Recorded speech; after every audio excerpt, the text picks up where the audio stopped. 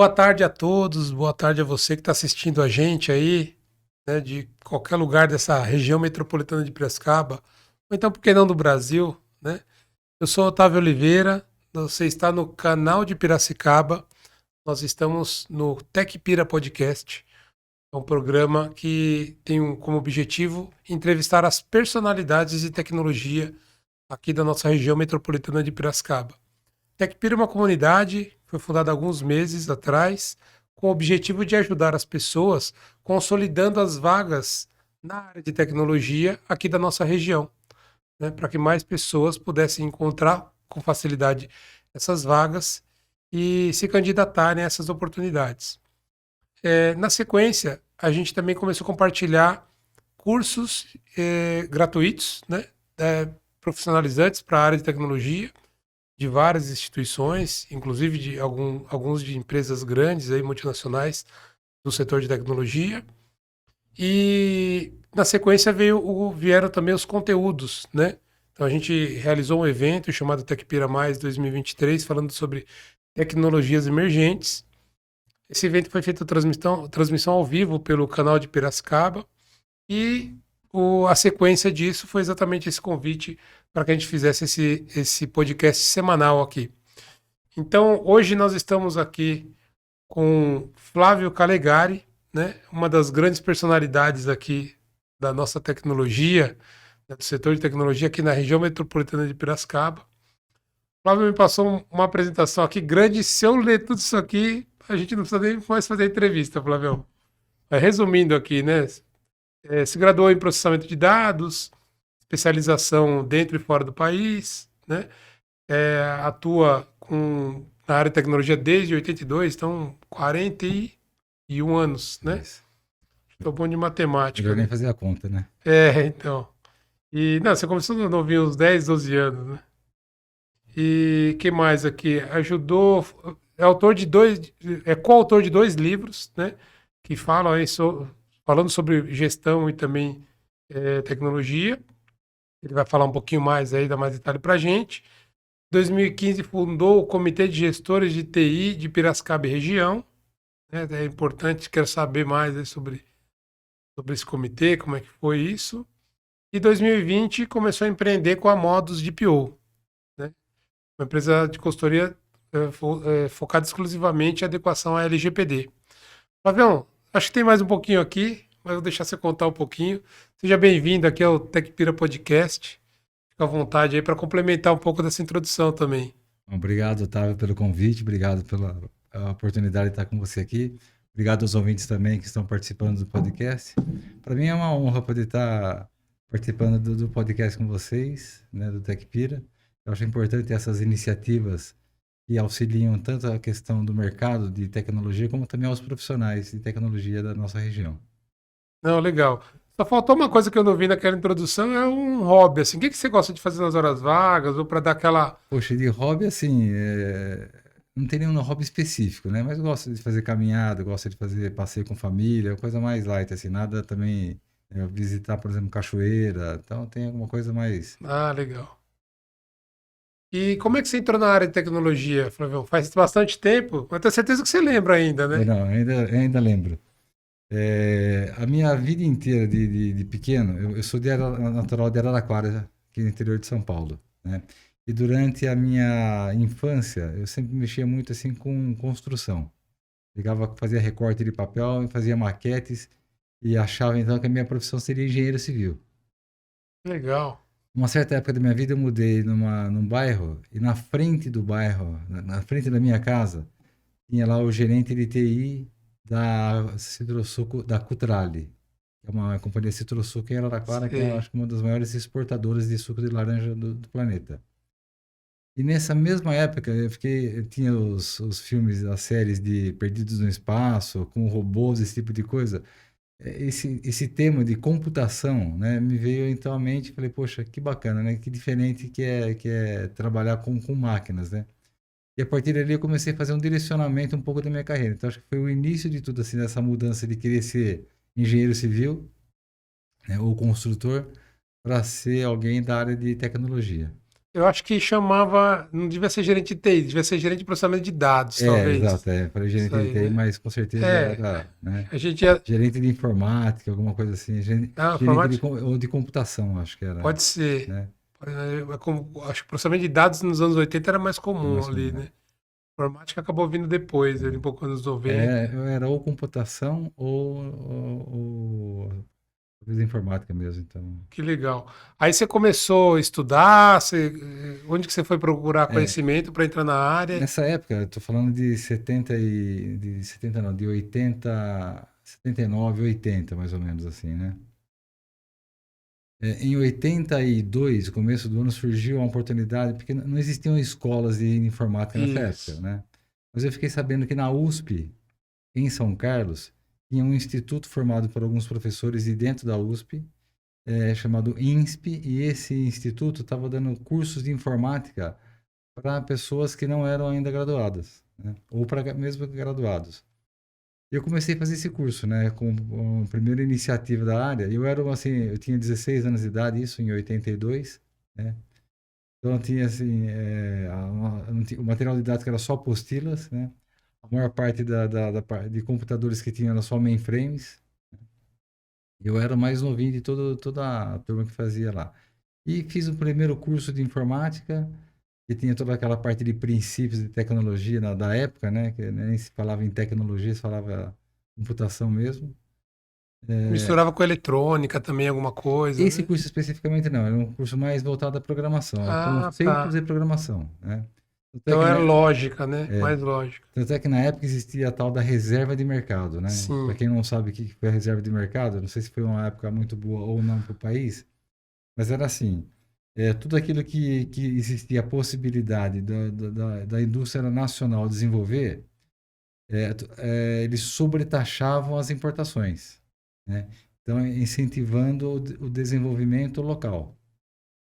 E aí, assim, a gente trabalhava num IBM 1130, né, fazendo programação cuja memória era 16 kbps, Lá nesse curso aí. nesse curso. Tá.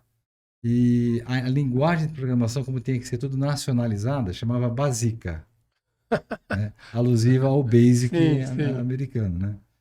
Mas foi bacana, assim, porque foi o primeiro momento que eu consegui entender de fato como é que funciona um computador em termos de programação. Ah, que E a partir legal. daí eu falei, poxa, realmente eu me interessei pela área. E aí vim fazer faculdade em Piracicaba justamente em processamento de dados para poder seguir carreira. Deixa eu te perguntar uma curiosidade aqui que eu fiquei aqui. Como é que você ficou sabendo desse curso que era em outra cidade? Você tinha 16 anos e na época não tinha Sem internet. internet. Sabe, Porque sinceramente, tem gente que às vezes vai ouvir a gente aqui, assistir a gente e não consegue imaginar isso, como né? é que você não tinha um Instagram, não tinha um É, site, não nada. Sinceramente, eu não me lembro assim exatamente, mas é algo assim que foi que eu estava na escola em que eu estudava, tinha muita divulgação das universidades nas escolas. legal. Tem um Então, intercâmbio de informação entre as instituições de entre as ensino, né? instituições de ensino, eu estudava em escola pública, né, no colegial escola pública. E foi alguma coisa dentro da escola, não vou lembrar exatamente como foi, Entendi. mas foi assim uma. Porque como você não tinha toda essa mídia que existe hoje, né, em termos de tecnologia e web, que facilita muito Instagram, Facebook, esse tipo de coisa, tudo era feito muito manual, né? Então Sim, era no boca a boca ou você tinha que ir até o local para poder fazer, né, a divulgação. é isso mesmo. E aí você começou a fazer essa programação no IBM. Você É, lembra até Exato, nós começamos no IBM 1130, né, que era, e depois a gente fez um módulo ainda de COBOL no IBM 370. O IBM 1130 ele era da década de 70, para você ter uma ideia, né? Caramba! E ele não tinha monitor. Toda a entrada de informações era por cartão perfurado e a saída de informações era para impressora. Aí pergunta assim, mas e a console, né? Existia uma console? Tinha uma console do mainframe e essa console parecia uma máquina de escrever da IBM que você digitava na máquina de escrever, então aparecia no formulário impresso aqui os seus comandos Sim, e quando você tinha o resultado, saía também na mesma máquina de escrever o comando do computador. Essa era a figura do 1130, né? que legal. Com discos magnéticos enormes, aquelas salas gigantescas para poder ter a parte de refrigeração, era tudo muito, né, precário ainda. Com o 370 da IBM, Aí já existia um monitor mais precário, mas aí já era um monitor onde você sentava na frente do monitor para fazer a parte de programação. Tá. E aí você fazia essa programação, o resultado da programação era o cartão perfurado. O resultado, assim, cada cartão perfurado ele representava uma linha de comando. Então, imagina assim, você tem um programa que tenha 1.000 linhas, são 1.000 cartões perfurados que você tem, cada um representando, né? Tá. Você faz o programa, o resultado poderia ser numa impressora, por exemplo, dessas de linha, né? Que era o que você tinha na época de ter o resultado, né? Mas era uma saga fazer programa, por quê? Imagine que hoje você pega um programador, né, que usa um PHP com Laravel, né? Ou seja, um framework super moderno e você desenvolve toda a parte por blocos, né, e objetos para fazer programação. Tudo muito pronto, né? Na época não, tudo era feito quase que com uma talhadeira e uma picareta ali fazendo todo esse processo. E se você errava, por exemplo, um comando, você só via esse erro depois que você mandava fazer a compilação. Aí você mandava compilar. Aí eu tenho uma outra história interessante na minha época na Unimap, que era uma saga maior ainda sobre isso, né? Mas assim, tudo era muito lento, quer dizer, para você fazer rodar um programa, muitas vezes eram meses de trabalho ali para um programa ser bem desenvolvido. E aí a compilação eu fiz programação, mas já lá nos anos 90, né? Então já era um pouco bem menos tecnológico, intuitivo do que hoje. Para algumas plataformas, alguns frameworks, como você comentou, inclusive não tem nem codificação, né? Sim. Mas era tela ainda com gráfica, tela verde, né? É. Caracteres e tal, em C. Então tem um pouco de lógica assim de programação. Aí você criava lá o código, compilava na compilação, você, antes de executar de fato, você já via os erros e corrigia, voltava ainda, né? Antes de fato colocar ele em produção. Nesse caso do cartão, a compilação era quando não era ainda quando você imprimia o cartão. A compilação, assim, imagina, a gente usava muito as folhas de programação. O que é folha de programação? Onde você escrevia na mão o código. Antes de você sentar na frente, porque assim, hora de máquina era muito caro. E eram poucas perfuradoras de cartão que você tinha. Então, assim, para cada linguagem, você tinha uma folha de programação. Você tinha lá a Base, a Basica, né? Era uma folha específica de programação dela. Fortran, que era uma outra linguagem, você tem uma folha de programação de Fortran. COBOL, folha de programação de COBOL. Então, primeira coisa, você sentava na frente lá da sua escrivaninha, pegava a folha de programação relativa ao programa que você ia utilizar e fazia a codificação nessa folha. Na mão. Na mão, tudo na mão. Depois, você tinha que passar isso para o computador. Então, era a hora que você ia sentar na frente de uma perfuradora de cartões para digitar linha por linha de comando. Certo. E aí, cada cartão ia saindo como aquela lá. Ou seja, de repente você digitou errado e não percebeu. Aquilo lá foi para o seu maço de cartões com erro. Você não percebeu ainda, né? Ah, hoje, qualquer coisa que você esqueceu de um parênteses, um ponto e vírgula lá, conforme Ele já mostra já pra te você mostra na na tela, na tela. tela. Na época não, você digitou errado e errado estava lá no meio do seu bolo de cartões. Bom, você gerava a codificação em cartão perfurado. Depois que você gerou a codificação em cartão perfurado, você tem que fazer a compilação. Aí sim você ia para o computador, de fato, colocava no pacote de cartões na entrada, na leitura de cartões, ele ia processar, fazer a leitura daquilo, passar pelo compilador que você, né, e era sempre assim, né? Então, a gente lembra até agora. Porque como você tem que dizer para o computador qual era o compilador que você ia usar. Então, era o barra barra job, esse era o comando principal da primeira linha, barra barra job COBOL, por exemplo. Então, É. o computador sabia, ele quer compilar em COBOL. Aí, todo o compilador do COBOL ia pegar a sua massa de cartões, né, ler ela, fazer a compilação e emitir o relatório de erros. Aí você recebia. Então ele compilava e executava. Ele não Ou chega. só a primeira compilação Só a para o relatório de compilação, erros. só a Tá. compilação, só a compilação. Então, a compilação era o quê? Ele checar, não lógica, né?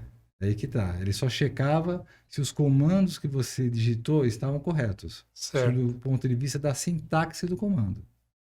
Ok. A lógica até então ainda você nem chegou no momento da lógica. Então, imagina que a gente fazia isso numa tarde, né? E aí você recebia no final da tarde o seu relatório de compilação. Aí você fala, porra, tem um monte de cartão errado aqui. Aí se era final de tarde, já fechava o laboratório, você não tem como refazer. Você tem que esperar uma semana para fazer voltar na escola, porque as aulas eram só de sábado, e fazer a correção daquele cartão, ou daqueles cartões com erro. Aí você corrigia aqueles cartões, ajustava dentro lá do pacotinho, que era amarrado normalmente com elástico, né? Quando não estourava elástico e caía o cartão pro chão, e você ficava tudo perdido. Mas então, corrigia-se o cartão, de novo você voltava com ele na leitora de cartões, lia, executava lá o compilador ia mostrar se tinha algum erro de sintaxe da linguagem. Ou não, passou agora erro de sintaxe, beleza. Aí a compilação, você ia fazer teste de execução. Aí que ele ia para a execução, de fato. Na execução, poderia ter um monte de erro de lógica, que é o que de fato acontecia. Então ia mais uma semana para você entender onde que está errando a lógica, porque aí você ia ter que refazer com um teste de mesa, não tinha outra forma, porque você ia ter que pegar a sequência de cartões seu para falar, poxa, não está dando o resultado que eu quero, né? Então eu tenho Sim. que entender agora aqui aonde que eu tenho o problema para ser resolvido. Aí de novo, não, tem um errinho de lógica aqui, né? Aí você ia lá, tirava aquele cartão, corrigia ele, ou vários cartões para corrigir a lógica, intercalava tudo de novo, o processo lá para compilação, até que você conseguisse. Então, só aí já foram 2 meses de trabalho, assim. Então, e olha que engraçado, né? A gente está falando de uma época que o que você usava, os recursos que você usava, não era um recurso totalmente inovador, no sentido de que grandes empresas já estavam usando, né? Aqui no Brasil, algumas empresas talvez Sim, estivessem usando. Não era, não estava democratizado ainda, né? Mas já tinha utilização em grandes empresas. E, então você usava o mesmo recurso que grandes empresas tinham lá uma área de processamento de dados e também utilizava. Você fala, pô, demorava 2 meses. Tá bom, uma vez por semana, 8, 10 dias ali. Dentro de uma empresa, então essa atividade demoraria uns 10 dias, umas 2 semanas de sim, trabalho. talvez até Ainda menos. assim, ainda assim, que curioso, né? Como que é diferente a produtividade que se tinha para esse uso, né? Para um desenvolvimento de um código, às vezes simples, em relação ao que a gente tem hoje, até como eu comentei, alguns frameworks que você não tem nem código, né? Dita nem código. E de certa forma já até tinha um processo de inovação, e eu até esqueci de contar uma parte da história, né? Meus pais trabalharam na época na FEPASA em Araraquara, quando era Estrada de Ferro Araraquara, numa seção que se chamava mecanizado, onde tinha também computadores mais antigos do que esse. E meu pai foi programador de computador binário, Caramba, né? nem sei o que que é isso. Imagina aqueles painéis de telefonista antigo que você vai colocando os plugs. Ah, A programação era feita de forma binária, ou seja, e era só assim, era só cálculos que você só programava a parte de cálculos, que você não tinha como, de fato, uma linguagem para fazer aquilo. Então, nessa época, se for comparar com, isso eu estou falando assim, meu pai trabalhou com isso de 61 a 64, 65, foi o ano que eu nasci. Depois ele foi para outra área da empresa, Repasa. Mas eram programações muito, você vê, fazendo bit a bit, para fazer apenas cálculos, né? Sem um roteiro de programação. sim, Então, essa época, comparado com esses últimos 10 anos até ali, já foi um momento enorme de inovação. Da forma como você trabalhava com as. Não chamava nem computador, chamava-se máquinas IBM, ah, que tá. foi o precursor do É, computador da IBM no Brasil, né? Para fazer processamentos em massa. Também com cartão perfurado, mas só cartão perfurado para entrada de dados e não para entrada de programação. entendi. É interessante também outra coisa que você comentou até na introdução, né? Eu acabei não lendo aqui no começo, mas não estou me recordando. Você comentou que você começou a fazer curso em 82. É isso. Em 86 você já era líder de equipe. Então, provavelmente você tinha ali 22 anos, É 20 21, anos. 21. E é uma idade muito nova, né? Mesmo para aquela época, para ser um líder de equipe. Só que o seu diferencial provavelmente era o conhecimento. Você estava à frente, né, da grande maioria das pessoas por conta desse curso que você Sim. estava fazendo, tinha feito, né? Eu A sempre, experiência. eu sempre me interessei e era assim, não tinha medo de enfrentar desafios, né? Então, até meu início de carreira foi interessante por conta dessa questão, né? Quando eu entrei para estudar na Unimap em 84,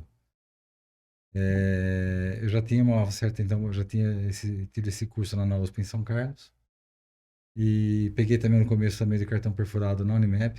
Ali o processo era diferente, porque era um curso noturno, onde também tinha as máquinas, as perfuradoras de cartão, e a gente fazia todo esse trabalho. Só que aí que tá, o computador, ele não ficava lá no campus Taquaral da Unimap, quando a gente tinha aula.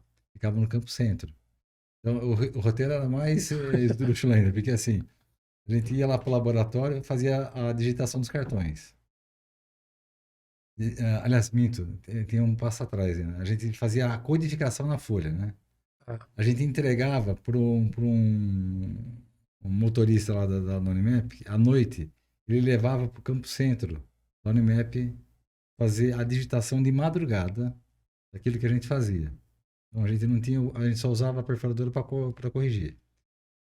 Aí, no dia seguinte, aliás, depois de 2 dias, voltava os cartões digitados com a primeira compilação. Aí a gente via aquele monte de erro de sintaxe, porque o cara, né, digitava errado lá, e não era nem você que digitava, a pessoa que, o digitador que fazia esse trabalho.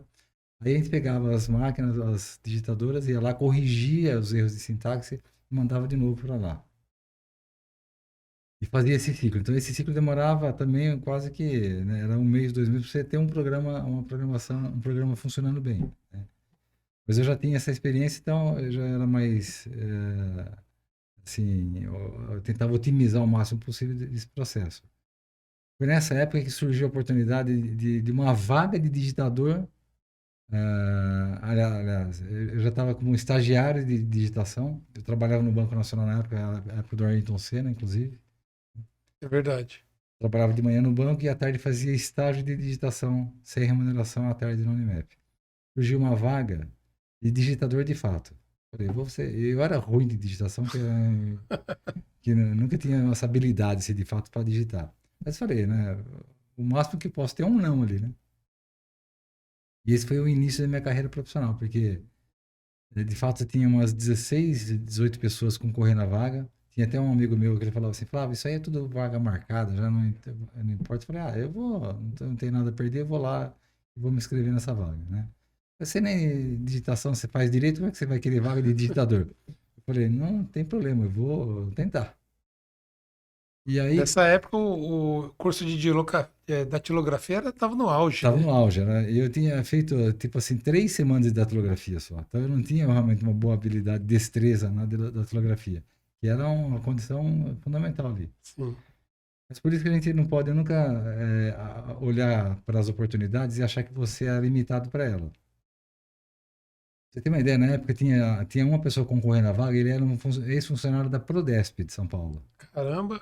E o cara era top de linha e tudo. Então o pessoal fala, esse cara aí já levou a vaga, né? Falei, bom, eu vou fazer daquela história do surdinho aqui, ó, do pau de sebo lá. Não sei se você conhece essa história, né? Conheço. Então, eu me fingi de morto ali para a situação e vamos seguir em frente no processo ali de seleção. E aí, fizemos os testes de seleção. Eu fui selecionado dentre os 4 melhores ali. Fiquei até, falei, poxa, eu fiquei na quarta posição possivelmente. Com certeza ela foi o quarto colocado, porque É, dificilmente teria sido melhor do que aquilo que eu fiz. Mas fui para a segunda etapa de processo de seleção. E aí, a grande vantagem de todo o processo foi que eles não queriam um digitador. Eles tinham uma vaga de digitador. Mas eles queriam um profissional de TI, de computação. Fiz o processo de entrevista, né? O processo de entrevista, fiquei entre 2 candidatos, eu e mais um outro.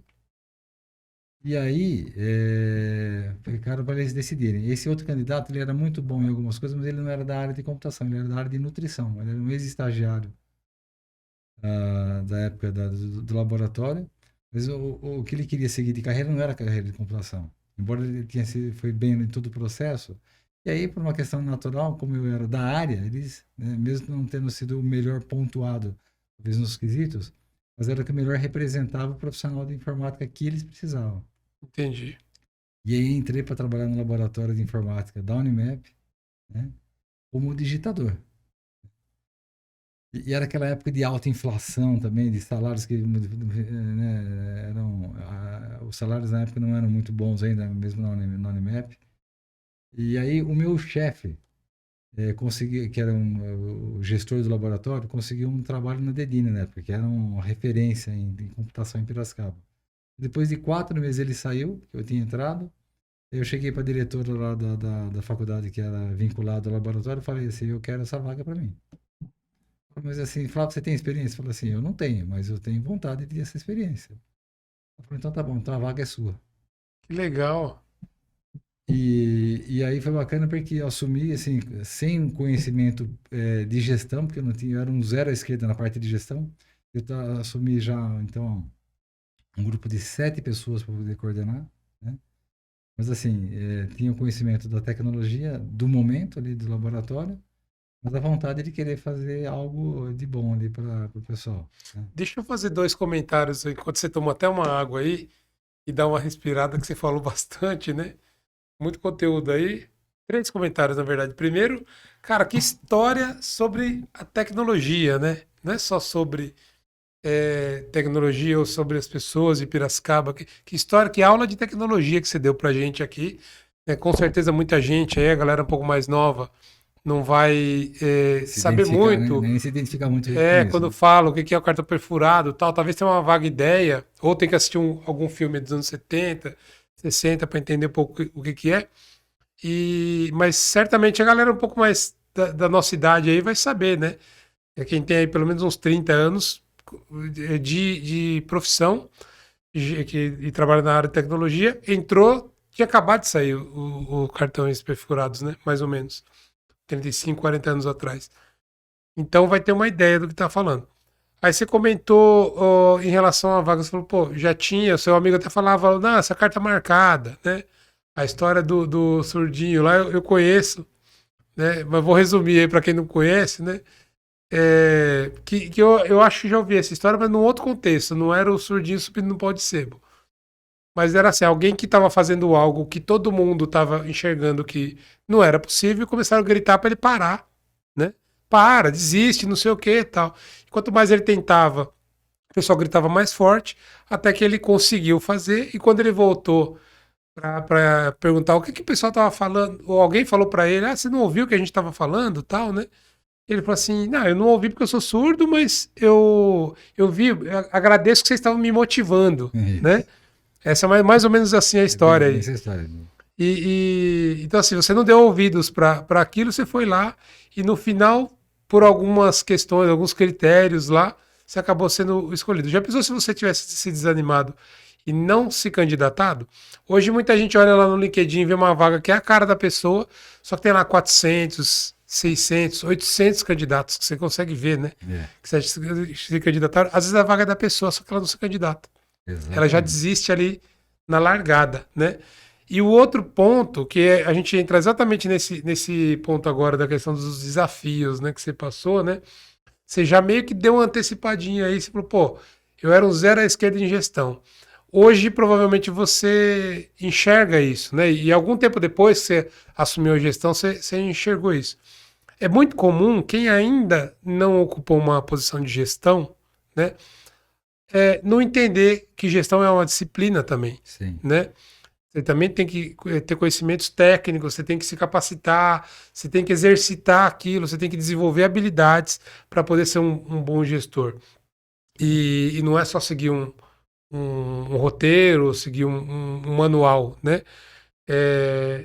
E legal hoje você ter enxergado isso. Muita gente às vezes não enxerga. Eu confesso que eu, antes de ser gestor, não enxergava. Então eu achava, assim, com pouca idade e muita experiência técnica, né?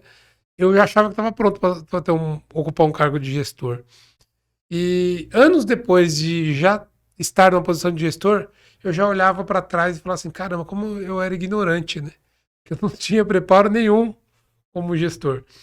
E aí, já voltando para você aí na sua história, né? Como é que foi esse começo aí de você é, ter ali essa garra toda, né? Pô, coragem de ir lá, de pegar esse desafio para você, de brigar por isso, né? De defender isso e ter conquistado isso e assumiu ali uma equipe, né? Era um cara novo, provavelmente tinha pessoas mais velhas do que você no time, Sim. né? Muita gente talvez passa por isso também, esteja passando por isso hoje. Então talvez compartilhar um pouco do que você viveu nesse período em relação a esses aspectos seria importante para compartilhar com a galera aí. Legal. Acho que esse é um aspecto muito assim de reconhecimento de onde você está e o que você pode ou deve fazer. Do Então, auto-reconhecimento, autoconhecimento. autoconhecimento. Então, eu falei assim, poxa, eu percebi assim que eu tinha uma equipe ali já de 7 pessoas para cuidar em 3 períodos, manhã, tarde e noite, de laboratório. E eram pessoas assim, alguns eram da área e outros não eram da área de informática, então eram estagiários da universidade que chamava de bolsista de trabalho, que eles atuavam ali dentro do laboratório. Num primeiro momento, qual que foi a minha tendência? Queria resolver tudo por mim mesmo. Então eu trabalhava 24 horas por dia para tentar resolver e fazer o trabalho dos outros, inclusive. Né? E aí um dia eu cheguei para meu pai, que era administrador de empresa já na época, e contei a história para ele. Falei, estou sofrendo muito com essa situação. Preciso achar uma outra forma. Ele falou assim, vou te dar um livro aqui, chama-se O Gerente Minuto. Que Era da um livrinho hora. assim, fininho, né? E tem algumas instruções básicas sobre gestão. Gestão de tempo, gestão de equipes, assim, bem basicão mesmo. Puxa, aquilo lá foi assim, que eu vi que eu estava fazendo tudo errado da forma. Quer dizer, eu estava indo no excesso do trabalho, achando que eu ia compensar a falta de conhecimento. E não. Tem que manter um equilíbrio, né, entre realmente o seu esforço físico, o seu esforço mental, o seu esforço espiritual, o seu esforço de dedicação com o conhecimento aplicado. Então, eu falei, agora eu preciso me preparar para isso. E aí eu comecei a pegar essa. E meu pai sempre me mandava, assim, na época também não tinha e-mail, né, nem nada, né? Ele tirava xerox de algum material e me mandava sempre quando eu visitava ele em Araraquara, os pais, ele me dava algum material sobre isso. Então eu fui pegando a área de gestão baseado em prints, em xerox de livros ali, ou de algum periódico que ele achava interessante para mim. Seu pai foi sendo meu seu mentor, então, em termos de Meu gestão. mentor era. E ele que me incentivava muito a fazer esse tipo de trabalho, assim, falava assim, vá, meta as caras, não tenha medo, né? Todo mundo está no mesmo barco ali, você tem que, né? Você vai vencer. E ele falava uma coisa muito interessante. Ele falou assim: você quer ser lixeiro? Pode ser lixeiro, mas seja o melhor lixeiro. Porque sendo o melhor lixeiro, nunca vai te faltar trabalho, né? Então eu tenho muito isso em mente, assim, eu preciso ser competente e eficiente, ou seja, dar resultados, né? Acho que esse é um princípio de um bom trabalhador hoje, né? Aliás, não só hoje, como sempre foi, né? É. Mas é reconhecer realmente o que precisava o meio e atuar em cima disso. Que legal, hein? E aí, como é que foi a adesão da equipe, assim, a sua gestão? Depois você começou a se desenvolvendo com essa mentoria do seu pai, esses No começo livros, teve até então. umas coisas interessantes, assim, porque o laboratório era um local tinha toda a parte de equipamentos, computadores, os primeiros computadores pessoais, os primeiros PCs, os primeiros 6 PCs da Unimap, que a gente comprou na época, né, justamente nesse começo, que foi 80 eu estou falando isso de 86, 1986. Estava no laboratório. E aí era a vedete da escola, esses computadores. E alguns professores da área acadêmica ali, né, de coordenador de curso, chefe de departamento, se achavam os donos e achavam que tinham o direito de. E aí eu comecei a falar, não, agora aqui quem manda sou eu, né? E arrumei um monte de briga ali no começo, assim, briga assim, Sim. tive que realmente, assim, me posicionar em relação ao que tem que ser feito, falar, não, isso aqui quem coordena sou eu, vai ser como eu estou determinando, por quê? Porque eu estou em contato com a diretora da faculdade e o objetivo do equipamento é assim, assim, assim, assado, então eu comecei a colocar ordem na casa. Deixa eu fazer um agendamento para uso, alguma coisa Isso. assim. Porque Respeitar chegou uma horário. situação de um professor, ele simplesmente entrou no laboratório, catou um computador assim na mão e levou embora da sala dele. Quer dizer, totalmente sem noção né? Sim. Tinha toda, então, e aí a minha equipe, quando percebeu que eu estava colocando ordem, então eles se sentiram seguros em relação a isso. E aí eu percebi assim, programação era muito ruim também. Eu falei, se for depender profissionalmente de programação, eu vou morrer de fome. Então eu É. tenho que me focar na área de gestão, que parece que é a área que eu consigo me movimentar melhor aqui na escola. E aí eu acabei fazendo toda a minha carreira. Praticamente nunca mais fiz um programa de computador. Fiz o meu TCC da pós-graduação, no programa de controle de frota, eu e um amigo de faculdade. E nunca mais fiz programa de computador, né? Mas assim, cheguei a dar aula de lógica aplicada à programação, né?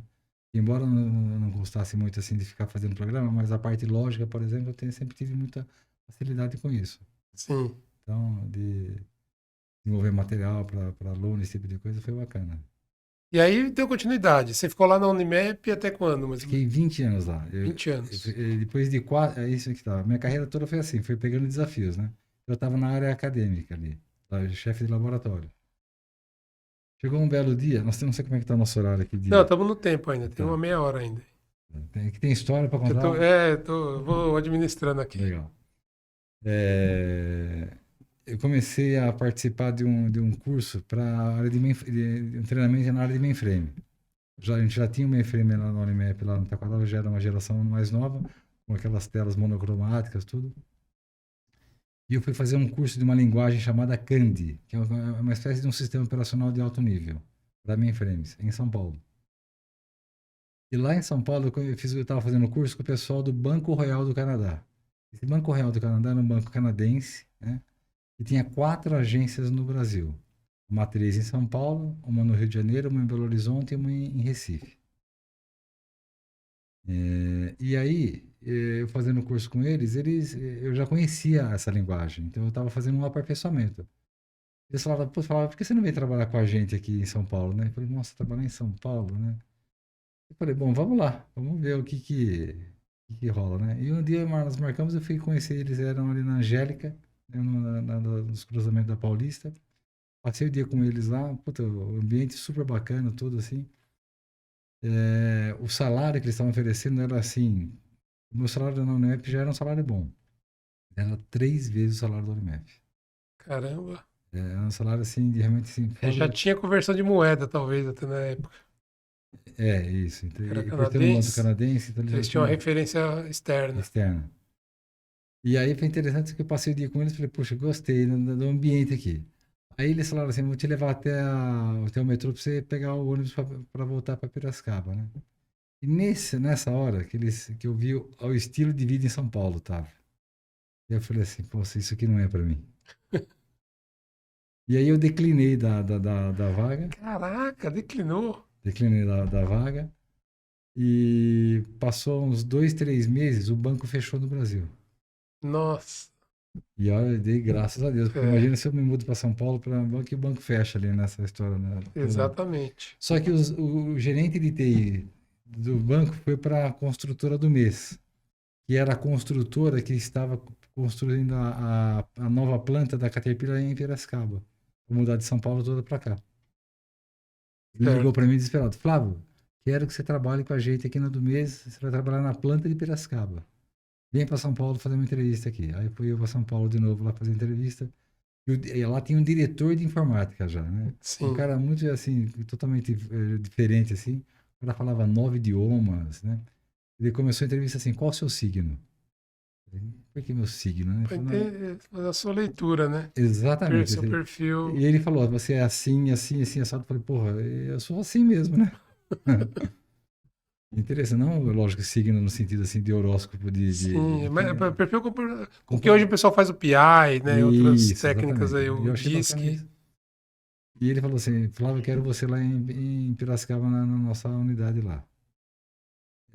Só que o trabalho é de 3 anos, né? E depois você tem que ir para onde a empresa for. Eu falei, puta, né? Aí fiquei naquela. Liguei para minha diretora na Unimap, na época do É, laboratório. Falei, eu tô saindo da Unimap. Como assim você está saindo da Unimap? Eu tô saindo da Unimap, tô indo para trabalhar em tal lugar. Assim, assim. Ela falou, não, você não vai sair. Eu falei, mas eu não aguento mais trabalhar em laboratório. Estou aqui há 4 anos já. Meu pai tinha conversado uma vez comigo e falou assim, tenta fazer uma sua carreira pensando nela de 5 em 5 anos. Você pelo menos tem alguma mudança boa em 5 em 5 anos, porque assim você vai ter uma experiência boa de trabalho e não é uma coisa que, assim, você está não é aventureiro, um né? aventureiro de 6 meses e queria mudar de Isso. empresa, né? Eu já estava perto dos 5 anos ali, eu falei para ela, falou, não, nós vamos fazer o seguinte, você vai para a área administrativa, que era o IEP, que era a mantenedora da Unimap. Eu falei, mas tudo bem, eu vou ter que arrumar uma posição dentro do CPD, que era a parte só de mainframe. Eu estava na parte de laboratórios, né? Já com a parte de microinformática, já prestando serviço administrativo para dentro da Unimap. Ah, E aí, nessa altura do campeonato, fui conversar com o reitor, com o vice-reitor, aliás, na época, o Davi Barros. Ele falou, Flávio, não, eu quero que você fique aqui, mas... Eu falei assim, eu não quero dentro do CPD, eu quero uma coisa diferente. Ele falou, mas o que você quer de diferente? Assim, o que mais que você quer? Eu falei assim, não, eu quero montar a área de microinformática na mantenedora. Ele falou, mas como que é isso? Na época tinha uma tendência, as empresas criavam o tal de CI, que era o Centro de Informação. sim. O Centro de Informação era a área de microinformática, prestando suporte para a empresa, porque CPD era só mainframe, processamento em lote, né? E o CI começou a existir para justamente suprir essa demanda de instalar computadores pessoais dentro do escritório. Ele falou, mas como é que funciona isso? Eu falei assim, ó, eu conheço mais ou menos. Ele falou assim, então me apresenta um projeto em um mês e a gente vê o que faz. Eu falei, nossa, é no meu mês de férias. É bom que você ia ter tempo, né, pra fazer o projeto. Exato, foi em janeiro de 89. E aí, o que eu fiz? Eu falei, bom, o que que tem Não tinha internet, não tinha nada. É, Não tinha nem matéria, livros na biblioteca. Fui na biblioteca e você achava algum livro que falava sobre CI. E simplesmente eu não tinha nada. Aí eu descobri que tinha 3 empresas que tinham esse modelo. A Tedini aqui em Piracicaba tem esse modelo. A Home, Indústrias Homes em Santa Bárbara. E a João Fábio em São Carlos. Eu não lembro como é que eu fiquei sabendo disso, mas fiquei sabendo de alguma forma.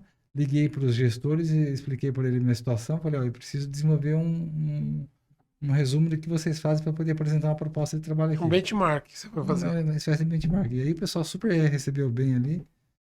Fiz todo um material, né, baseado Você foi lá presencial no nessas. presencial, né? Então fui no Dedini, fui na Home e na João Faber. Fui na João Faber e o pessoal me convidou para trabalhar lá. Caramba. E aí falei, não, eu tô com um projeto agora que é assim. Ela falou, mas fala, o dia que você quiser, você vem trabalhar com a gente aqui nessa parte de...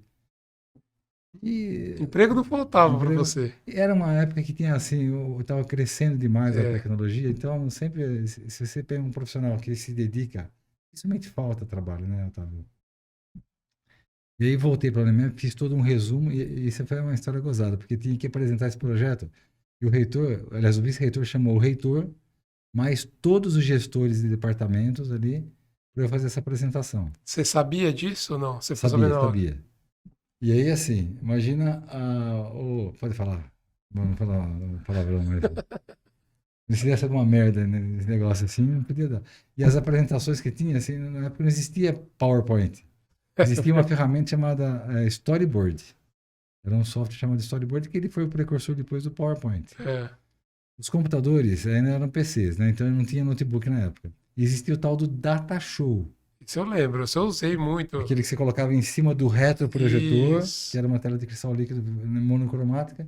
Bom, eu levei, eles não tinham computador lá no Campo Centro, e era lá no salão, numa sala Canadá que chamava, né, coincidentemente que é a sala É. Canadá.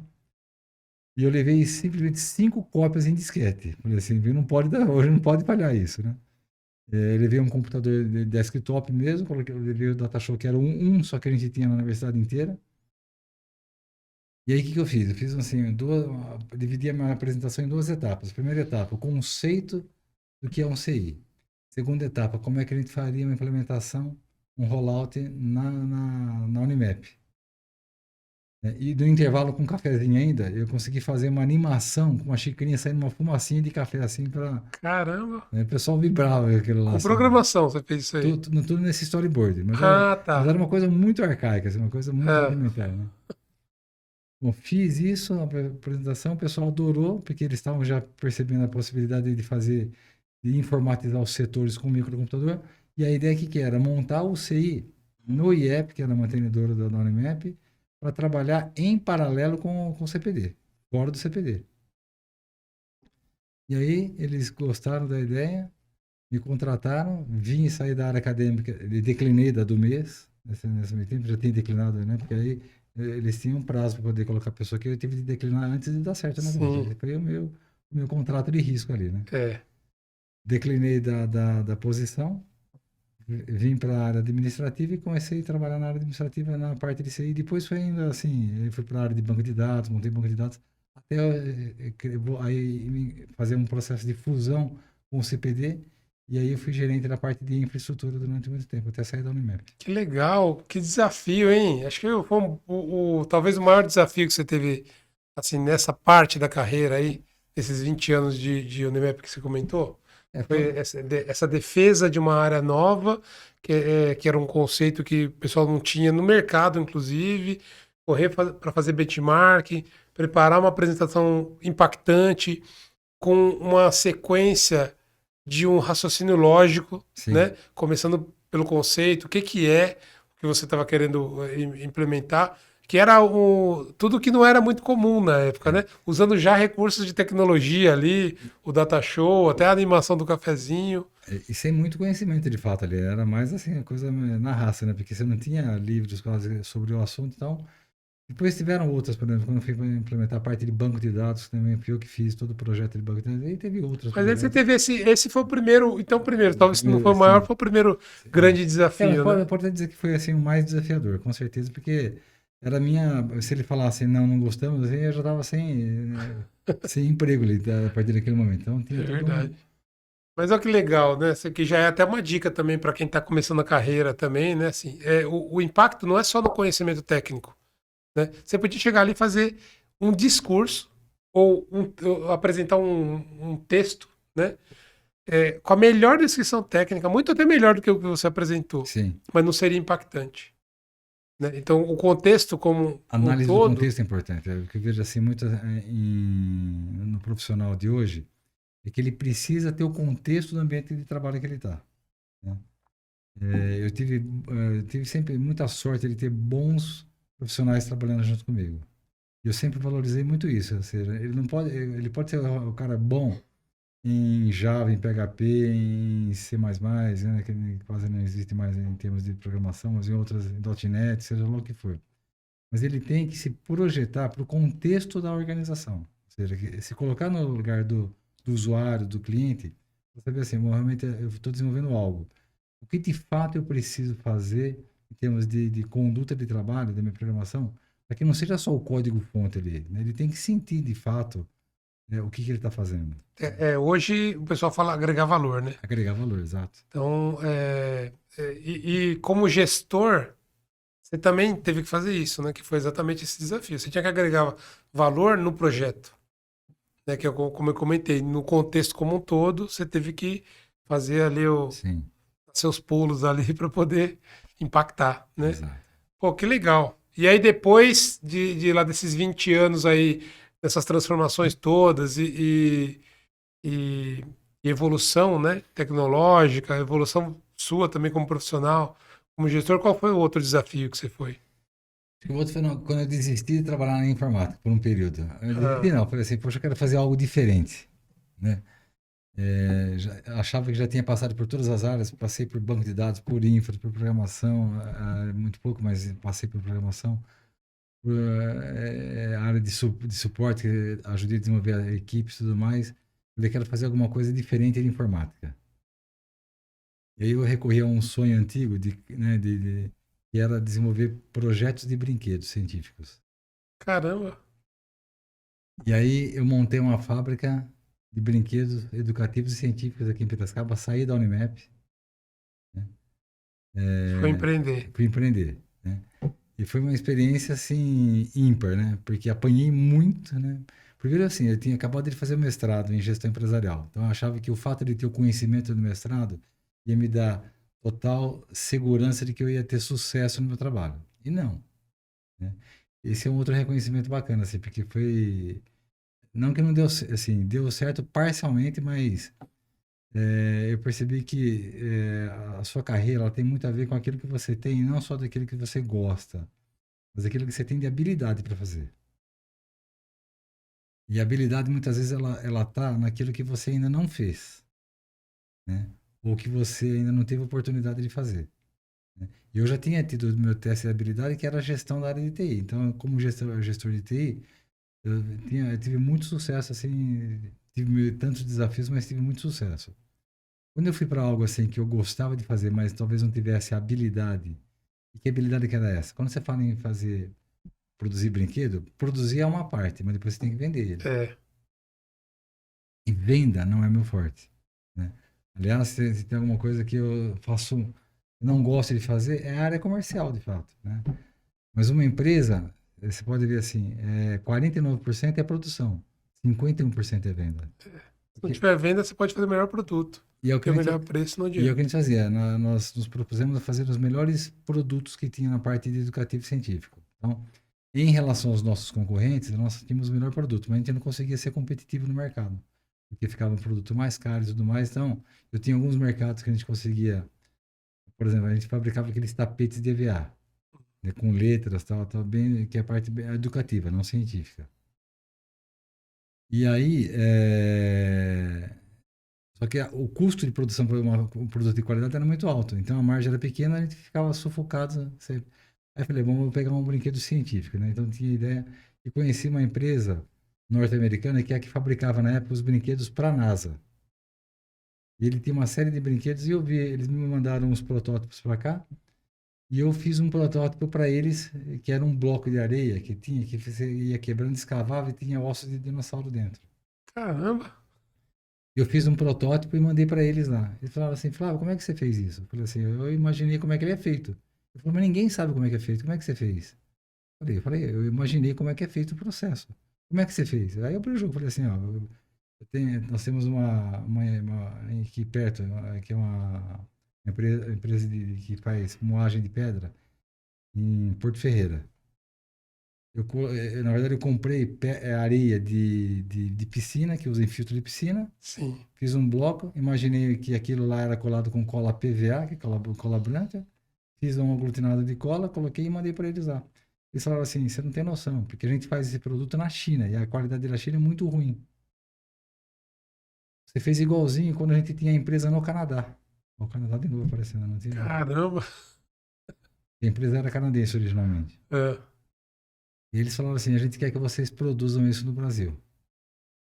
Eu falei: legal, dá para mim. E aí, só que eles falaram assim, nossa produção é China, só que a gente não pode abrir para você a produção lá, você vai ter que se virar fazer sozinho. Eu falei, não, pode deixar comigo.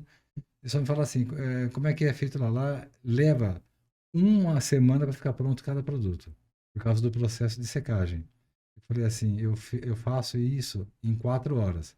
Eles falaram assim, você está brincando? Eu falei, não, eu faço em 4 horas, porque o meu é por ventilação forçada, o processo de secagem, Sim. né? E aí, nessas alturas, eles começaram a falar, não, você vai então produzir para a gente. Comecei a montar toda a empresa para fazer esse direcionamento de mercado para esse tipo de produto americano. É. Só que nessa altura do campeonato deu a bolha americana lá, essa empresa quebrou e eu fiquei com toda a produto na mão aqui no Brasil. Putz, Com propaganda já feita também, porque eu ia vender no Brasil, né? Tinha feito propaganda no SBT, tal, mas aí tive problemas sérios na área comercial justamente. A gente fez merchan, fez propaganda daquele programa Bom Dia e Companhia. Chegamos a divulgar no Brasil inteiro e aí as lojas não tinham produto. Então eu morri com quase com toda a produção de 10 mil itens, né, de estoque, meu Deus do céu. né, por falta de uma boa área comercial. Aí eu falei assim, esse negócio não é para mim, né, não adianta. Eu vou voltar para a área de informática aí, onde eu sei que me dá bem. E aí voltei como gestor de TI de uma construtora grande de São Paulo.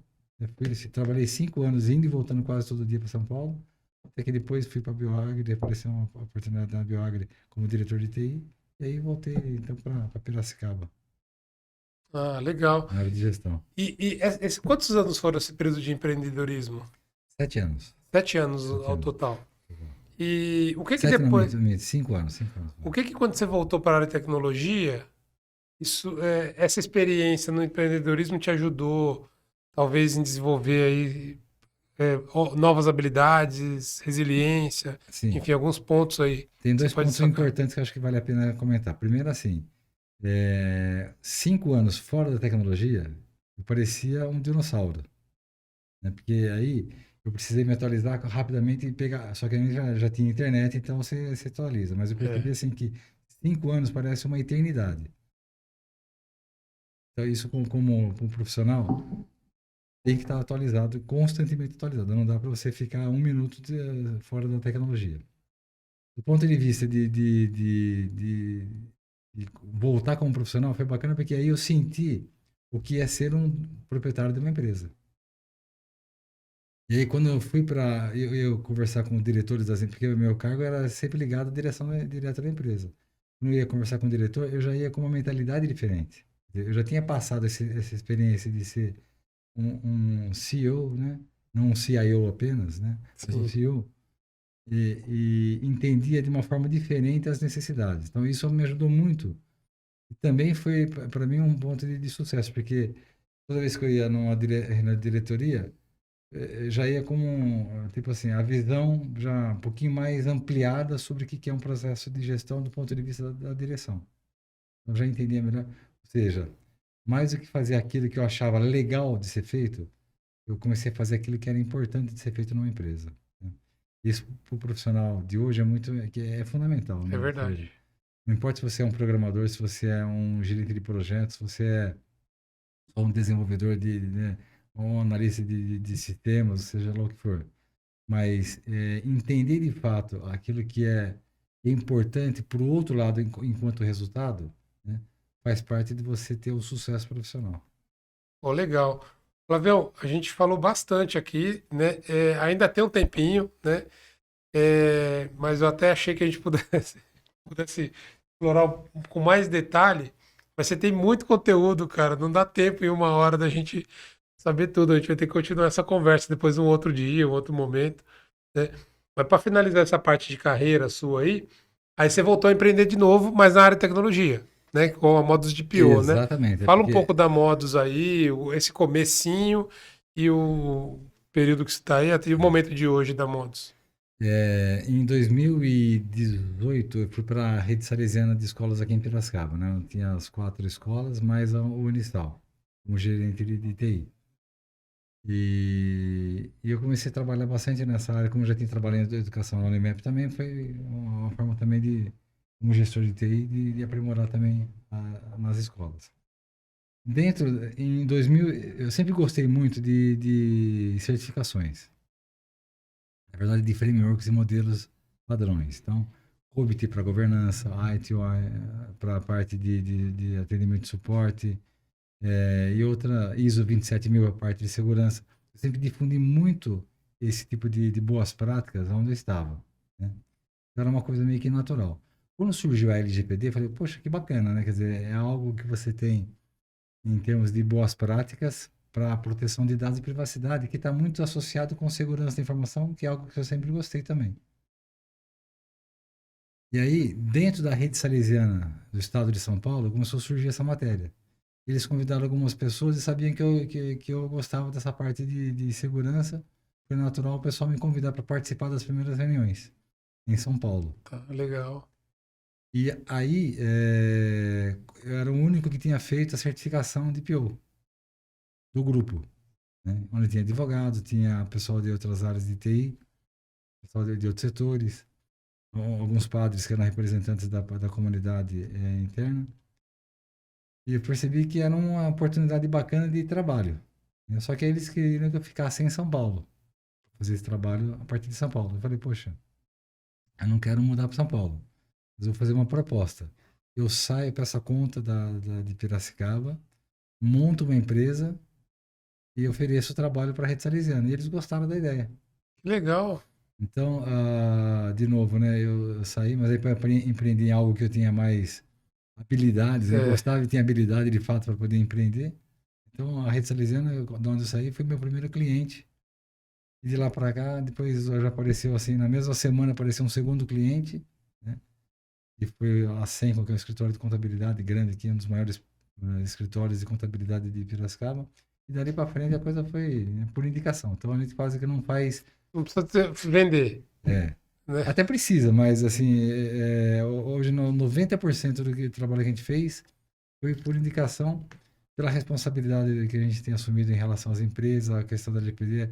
É uma mudança de fato de cultura. A gente percebe assim que no Brasil ainda são poucas as empresas, eu diria que tem de 20 a 30% das empresas que de fato estão preocupadas com privacidade, proteção de dados e privacidade.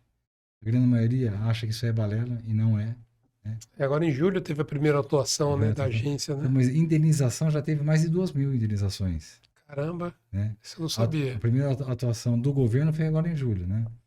Então, e a tendência disso aí cada vez mais a apertar, por quê? Porque é uma forma do governo levantar a receita em Sim, forma de multa, né? E eu vejo que assim, é importante que as empresas de fato tenham essa atenção com privacidade, porque é o respeito a nós, né? Que é. somos pessoas aqui, cidadãos, titulares de dados pessoais. Não, legal. E o que você vê de tendência de tecnologia aí daqui para frente? E eu pergunto isso, né, agora na finalização, quase, principalmente para o jovem aí, ou um profissional que às vezes é de outro segmento, quer entrar na área de tecnologia, pra, de repente ele escolher, tá querendo escolher o que que eu estudo, o que que eu aprendo, o que que faz sentido. E tá todo mundo na moda agora é IA, computação quântica, né? Às vezes blockchain, tem gente Isso. que é a favor, tem gente que é contra. Enfim, tem.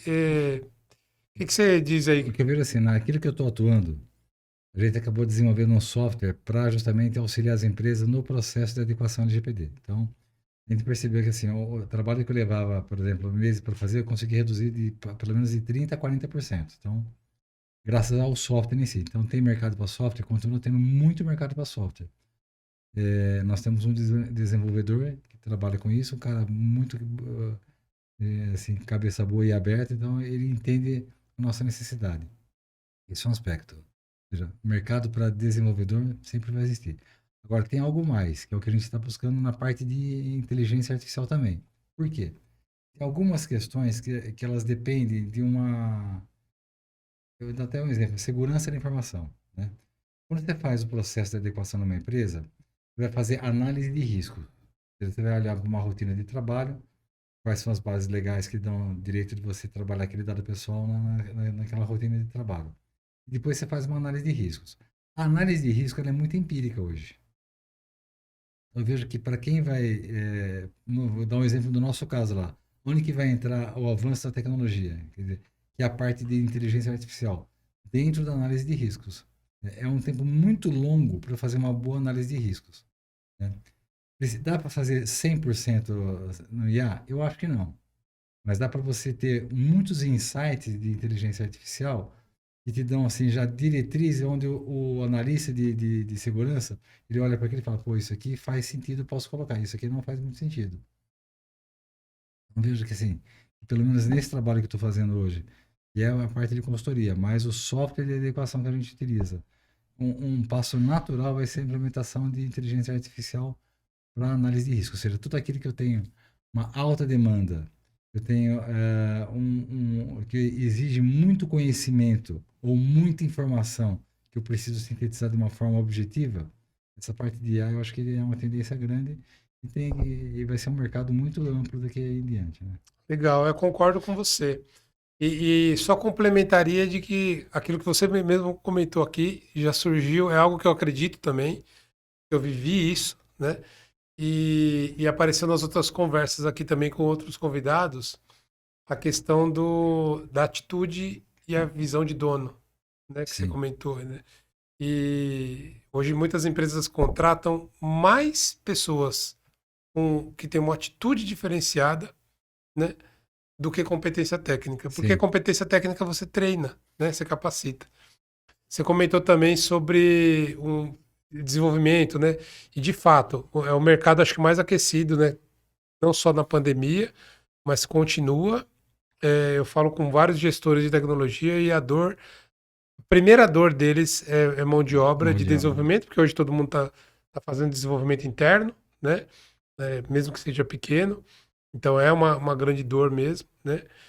E aí, para fechar aí, cara, você compartilhou muita coisa com a gente, você ensinou aqui, né? Flávio Calegari deu uma aula da tecnologia antes da internet, né? Eu li um livro há uns 20 anos atrás, ele era inglês, inclusive, e ele contava a história da internet. Então, até surgir as primeiras páginas. O livro terminava em 95, 1995, a história do livro, né? Certo. Mas ele contava desde lá de trás, dos anos 70 e tal. E falou de personalidades como Bill Gates, Certo. Steve Jobs, passou por isso. Então, a história da internet. Você complementou o que vinha antes da internet aí, para mim, principalmente, e para muita gente que está ouvindo a gente. Então, obrigado por compartilhar aí, por dar essa aula aqui pra gente. E aí, a outra ponto também que você, antes de ir para a parte final aqui, complementando o que você acabou de falar, atitude e aprendizado contínuo, você falou, né? Isso, A gente também exato. apareceu aqui em outras conversas, o long life learning, que é o que todo mundo está falando também. Então, Exato. estudar sempre, ter uma boa atitude, se especializar, ser um bom profissional técnico em alguma, daquilo que você tem mais habilidade. Perfeito, é isso mesmo. Sua recomendação. É isso aí. Legal, Flavião. E dicas finais aí, o que que você recomenda? Então, tudo bem, o cara ele vai entender lá o que que ele tem de habilidade, ele vai atrás, enfim, vai estudar, vai ter uma boa atitude, aí se posicionar, saber fazer uma boa apresentação quando ele tiver um É. desafio e tal.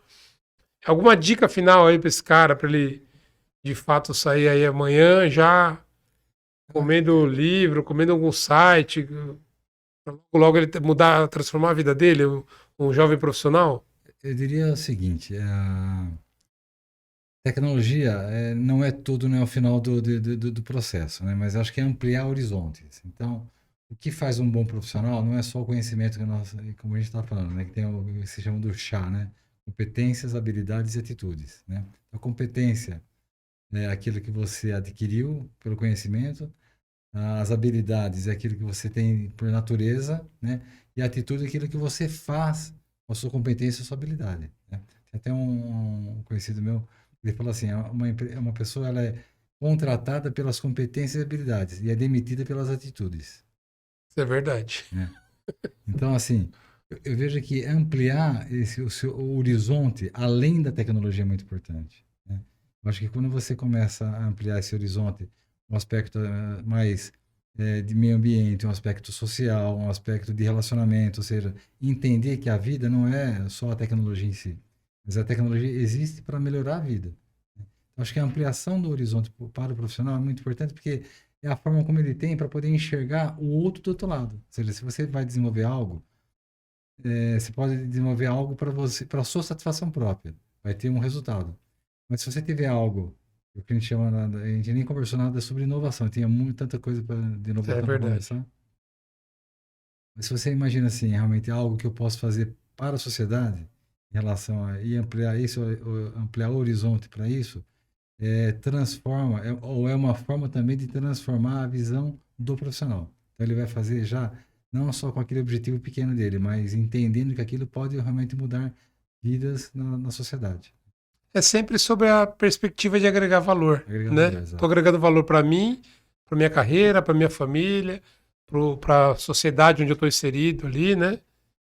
Para o município, para o país, enfim, né? Exato. Legal. Flavião, alguma mensagem final, algum agradecimento? Fica à vontade aí na sequência eu já vou encerrar que nosso tempo está estourando já. A mensagem final é, na verdade, assim, agradecer, né, essa oportunidade de estar com vocês, compartilhar um pouco da minha história é sempre muito prazeroso, né? Tem muita história para contar, assim, nesses anos todos de carreira. Assim, colocar, talvez como último ponto, realmente, que o profissional, mais do que tudo também, ele tem que ter aquele ímpeto de querer fazer pelo bem, né? Não só pelo aspecto egoísta dele, mas pelo aspecto mais altruísta, ou seja, fazer para a sociedade e nisso ele vai ter grandes oportunidades de trabalho. Legal, Flávio.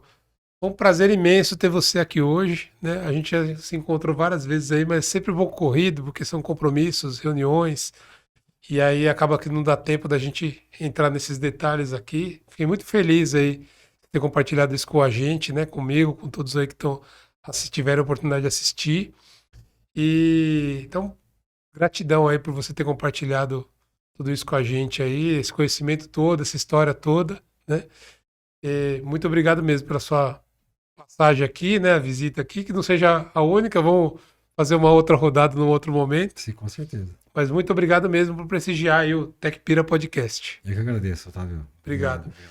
E eu agradeço você também que está aí assistindo e acompanhando a gente até agora. Eu sou Otávio Oliveira, falei aqui com Flávio Calegari, né? Que hoje está como é o CEO da Modus DPO e tem uma história toda. Aí você chegou agora, vai lá para o começo do vídeo, assiste desde o início e é só o começo, tem muito mais história para contar aí. Muito obrigado por ter assistido até aqui. Esse é o TechPira Podcast. Eu quero que você deixe aqui embaixo seu comentário, né? Você gostou, você não gostou, deixa o seu like, faça algum comentário, indique alguém para participar como entrevistado aqui desse programa. Curta, compartilhe esse canal com as pessoas que você conhece, sejam elas da área de tecnologia ou não, sejam pessoas aqui da cidade de Piracicaba que querem conhecer um pouco mais da história das pessoas e tecnologia de Piracicaba. Não deixe de se inscrever aqui também no canal de Piracicaba, a mídia que mais cresce aqui na região. Tá? São hoje mais de 35 mil pessoas seguindo a página do Instagram, onde a gente vai colocar uns recortes aqui desse podcast lá também. Ative o sininho. Acho que eu falei tudo, né, produção? E é isso, pessoal. Muito obrigado por acompanhar até aqui. Esse foi o programa TecPira Podcast número 3. E até o próximo. Tchau, tudo de bom.